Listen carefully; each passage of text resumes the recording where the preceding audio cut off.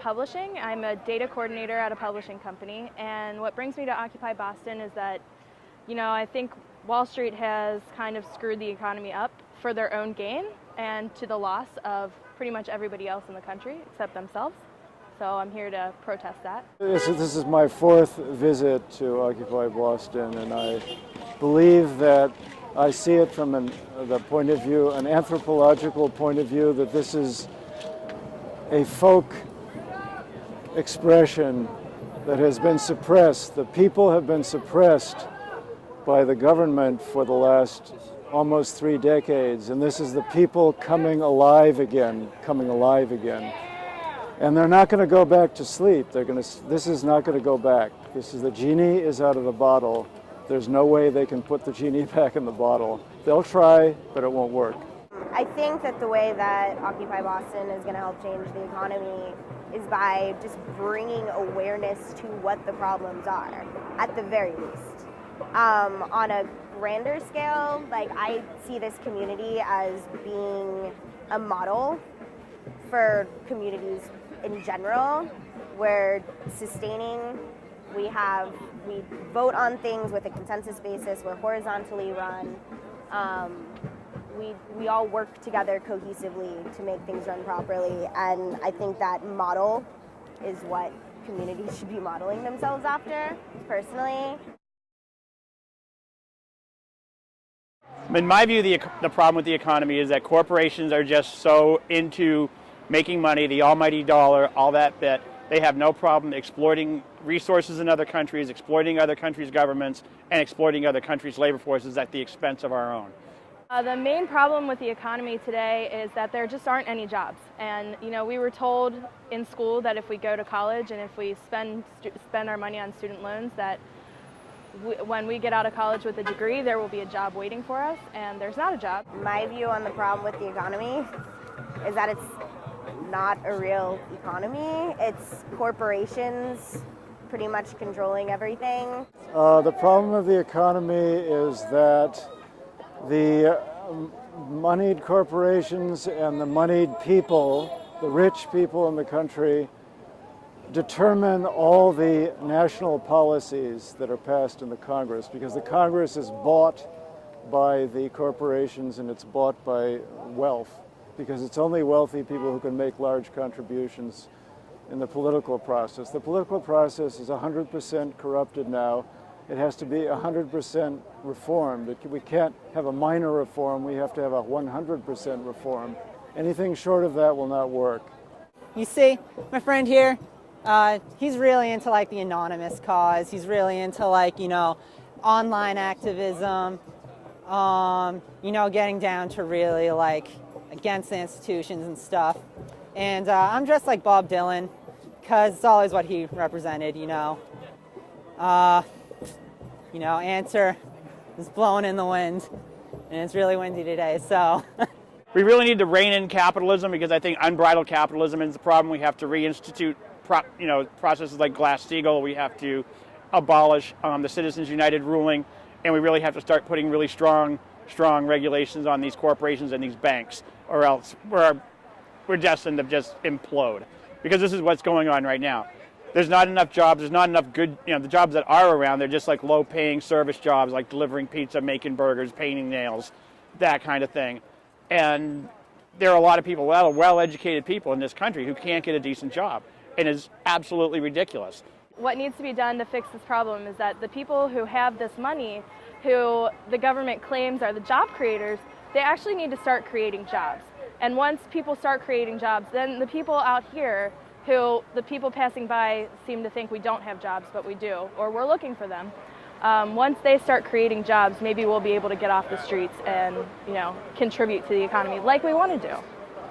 What needs to be done is for this movement to grow, and it will grow. The movement needs to grow, and it will grow, and when it reaches a critical mass, as is the case with all effective movements that work, when it reaches that critical mass, then you will start to see real change happen. Then people will respond. But it must reach that critical mass for that to happen. That's the dynamic, that's how social dynamics of movements work. They have to reach a certain critical mass and then you actually have the real change will happen. I don't actually buy into the argument that the job creators are overtaxed right now. I think that's kind of a ridiculous assumption. There has never been progress in this country without taxation. You know, taxes in this country create infrastructure. They create business. It's not the other way around. So the whole idea that job creators can't create jobs right now because they're overtaxed is completely ridiculous. I mean, the tax rate on the highest income earners right now is the lowest it's been in 35 years. So, and for like job creation in the economy is the worst it's been in 35 years. So I think the correlation there is completely inaccurate. When they aren't taxed as much, which they're not right now, they tend to keep that money to themselves instead of when they are taxed, the money goes back to the people. The money goes to the government, and the government can create jobs. The government can build infrastructure. So it doesn't really, the correlation doesn't work. Your art supplies, and your indignation, against Monsanto. We deal with weather issues, housing issues, we get donations, building supplies, sanitary supplies, tarps if we need tarps, tools if there needs to be tools. We get all of that, and we make sure that there's tents where there need to be tents, there aren't tents where there need to be tents, or where there don't need to be tents. Everyone's clothed properly, housed properly, no one's gonna get too wet, too cold, left out. Actually, we get like drive-by donations, like people will like drive by and like honk their horn, and you'll see community members running up with like bags of stuff like out of nowhere, and they're like, yeah, somebody just like threw this out of the car basically and was like, we love you guys, and like drove off. Was the first person arrested and put in a paddy wagon. This woman is an Iraq veteran. This woman is Rachel McNeil, and here she is. People are demanding the rights that they were guaranteed by the founders of the country. It's a reemergence of that, but it's more than that. It's the expression of the folk, of the people. That may sound right-wing, but it's not right-wing because I'm neither right nor left. I'm more of an anarchist.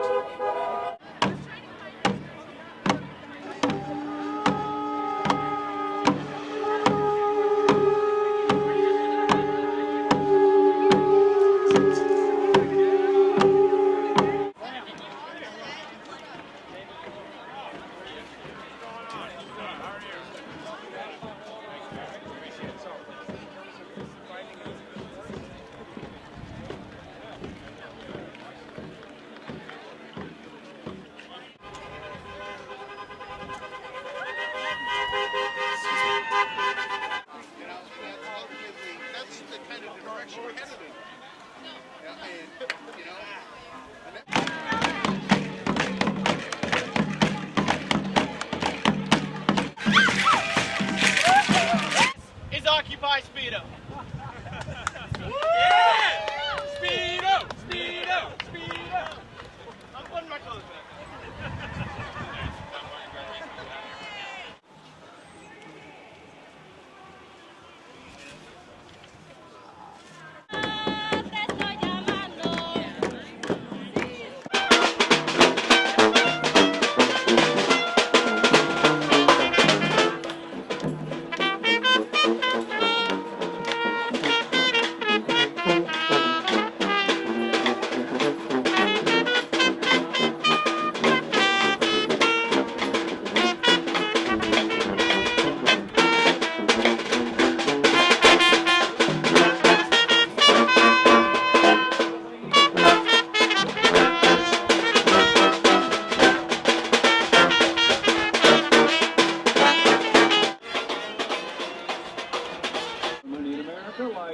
Did you know we cut off 10,000 people in...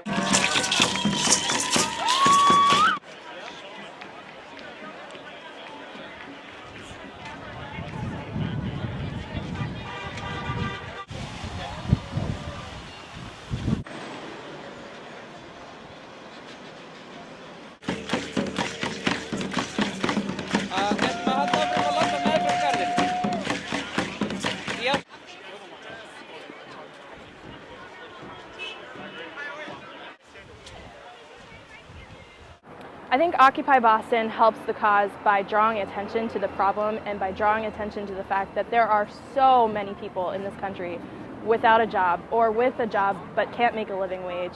And the more people we have out here, the better off it's going to be, because the more people that come out, the more the media will pay attention, regardless of if that's good attention or bad attention. In this case, I don't think any media is bad media, because the more of a voice and the more of a platform we have, the more people are going to start paying attention to us.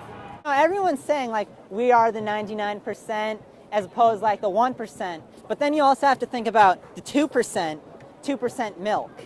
And they just don't make milk. It's not healthy to drink whole milk. It's not what you should be doing, and we need to stand up against this. 2%. I'm afraid there probably will be some more police actions. There always are in these situations. But we'll get through that. There will be tough times, especially with the winter, but we'll survive the winter and into the spring and in the summer.